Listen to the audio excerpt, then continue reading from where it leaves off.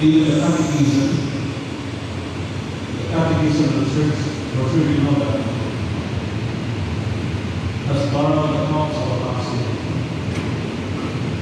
especially on the sacraments, and the notion of what charity is all about, and the basic teachings of the church. The church has borrowed such notion from Augustine. Ang tao ito ay nagsulat more or less 200 major books. There are so many philosophers that borrow these thoughts. There are so many church fathers who continue to start their philosophizing and theologizing from his mind. He had such a very beautiful mind. Beautiful in the sense that it was so amazing to know, malalaman natin kung gaano kahawak ang kanyang kaalaman, ang kanyang karunungan, lalo na po sa salita ng Diyos, at kung paano makuha ang pagiging marunong. Yesterday, I remember searching right, we were talking about wisdom. And Augustine has given us the notion, a way to know what wisdom is all about. Now let us talk about good worship. Kasi ito pinag-usapan natin ibang galing. When a brother asks you, sorry, forgive me. Wow. E paano pala kung sinisiraan ako? Pagkatawarin ko rin, makakulang ko rin. Namutang niya sa akin, sa akong taon, hindi na nabayad. Pagkatawarin ko rin. Kapit pa kayo, sinisiraan kami araw-araw. Ang ingay-ingay pa. Nagbibigyo kayo na level ng Kapit David, buti nga yung pagkatag Moses na ako. Parang mga kabayo yung sisigawan. Pagkatawarin ko kayo. Such notion, right? But the gospel said, even if a person committed sin against you 7 times and say, my dear brother, sorry. Ano sabi niya? Patawarin niyo.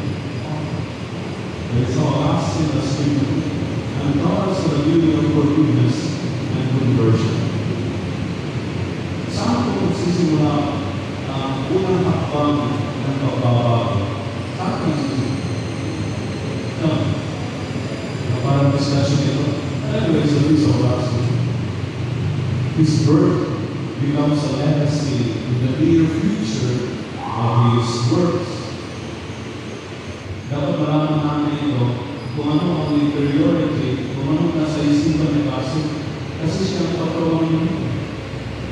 Dapat proud kayo kung sino ang Augustine of the so many things to be the patron of the parish. Why Augustine? What is it na meron si Agustino na dapat pagpilitin at dapat i-possess natin?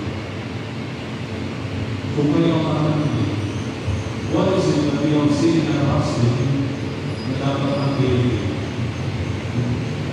Wala lang kakanin kasi binagosong, but aside from that, kasi pag may hinihingi ang family, very good, but aside from that, hindi kayo. Kanina, nagtatanong ako, gaano kalalim ang kaalaman ng San Agustino? Nagtatanong na kayo. May pa. Ngayon, tanongin ko kayo, how far and how deep is your understanding about your religion?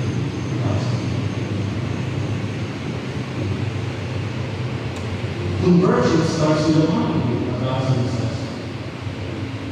Dito niya nagsisimulan to the things that we know, to the things that we understand. You can only forgive and understand once you have the mind and recognize the beauty of thinking and reflection. Then nagsisimula ang totoong conversion, right? Kaya nagsisimula. Dito niya. Pag nalalaman niyo ang ginagawa ng isang tao, mapapatawag lamang natin ng isang tao unang hakbang to the things that you know about the person. Lalo kalalim ang alam mo sa tao, then you have known it forgive the person, and then you still can go into conversion. Forgiveness and conversion, they go together, partly. But conversion doesn't stay in the mind. Hindi na natin dito. It goes with action.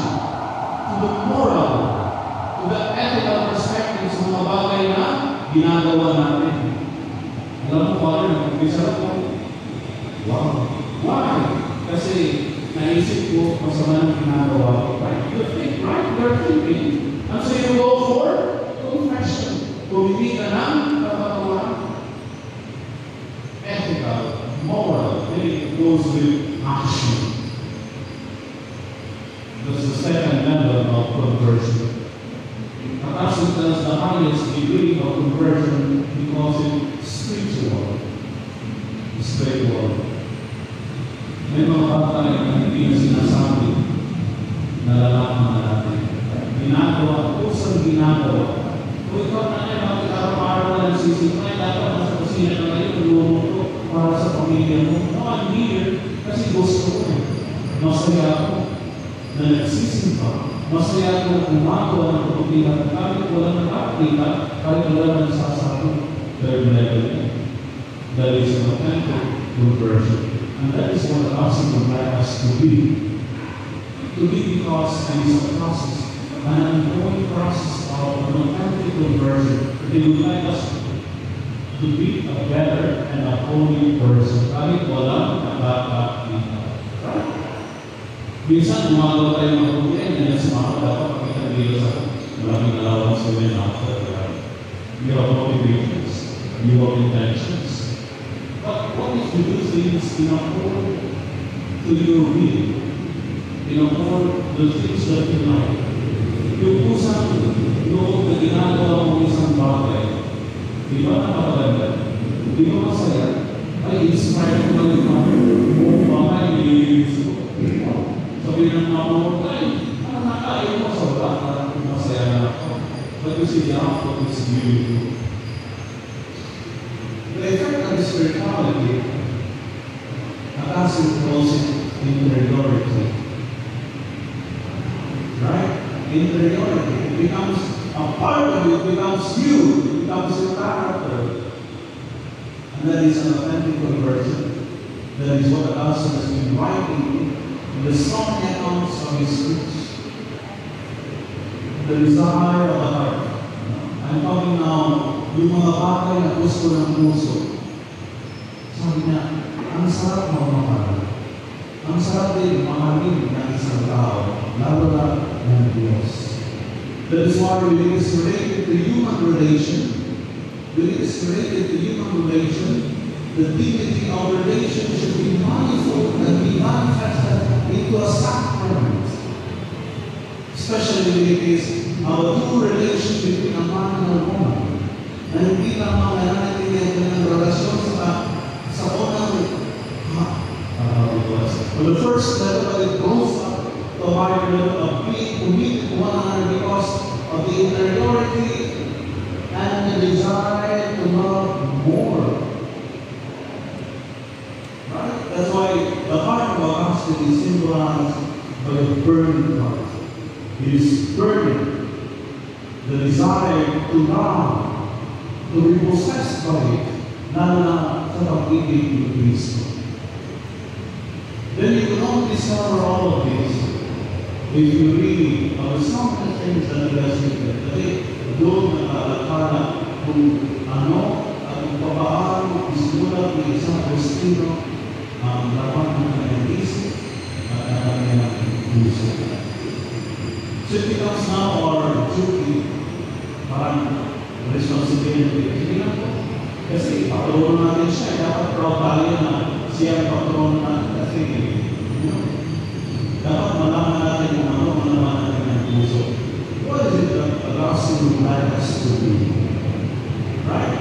Sabi na niya, yung pag-ibig ay siyang beauty ng tao. Ang isang tao ng pagmamahal ay maganda. Sa harap ng Diyos at sa harap ng tao. Later on, the Bishop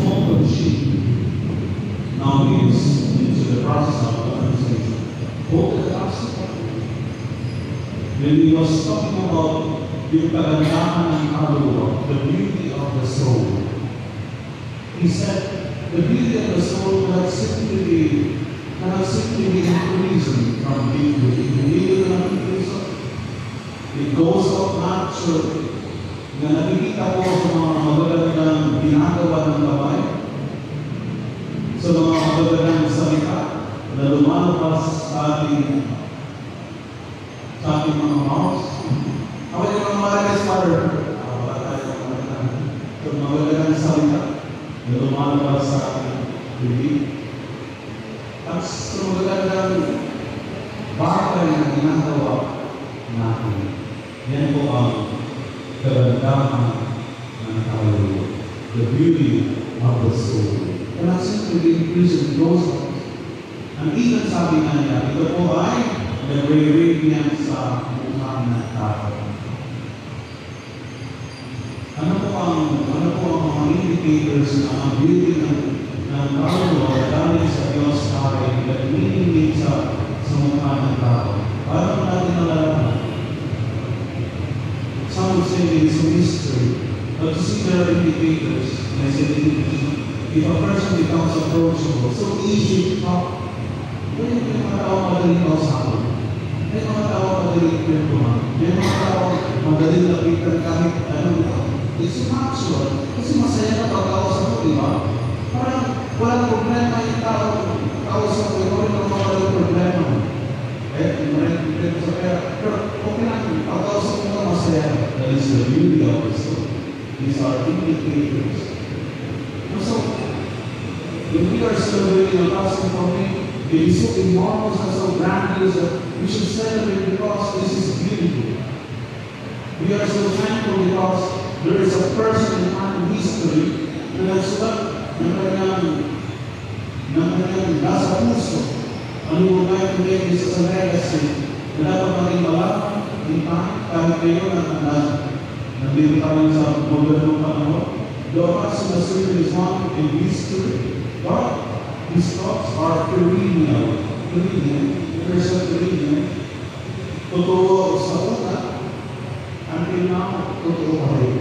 Perenniality, continuity. Sorry for my words.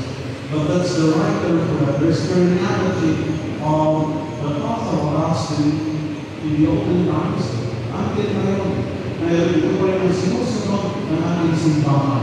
If you notice in the different motions of preaching to the church, it involves a lot of forgiveness and morals. If you notice articles that they are taken from the mind and thoughts of Augustine. So we are grateful.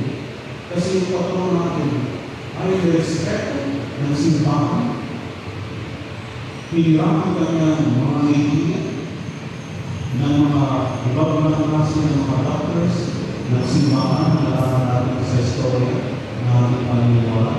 And it continues to cover even right now to what we do. The beauty of being gathered together as one family. That is San Agustin, having one mind and one heart on the way to God. That is a very Agustinian perspective. And the restlessness of the heart to seek for what is truthful and meaningful. The restlessness of the heart. Yung may hinahanap ang puso natin, lalo na po sa katotohanan ng Ebanghelyo at ang katotohanan ng Diyos na nagmamahal sa atin. Yun ang mensahe ng puso natin. But this is misdirected. It goes for a revelation of emotion. No wonder one who fails into emotional distress cannot simply be understood because there's something missing. Ang sabi sa Agustino, sadyang ang Diyos lamang ang makakabunod ng pagkukulang tayo. How to achieve such fulfillment? Pray the Lord will invite you. And it's the reason bakit tayo nagkakaisa. Bakit tayo nagsisimba para malaman natin na ito ang Diyos yung pagkukulang ngayon ang pagmamahal na inahanap na ating puso at kaluluwa. Still have so many things to say about, I think, about Sunday. The rest, I'll give you an assignment. Come on, it's in the Google. Don't just read your Facebooks. read and search for a gospel, and you will understand that the beauty is coming. If you have a gospel, pray for us. Please also.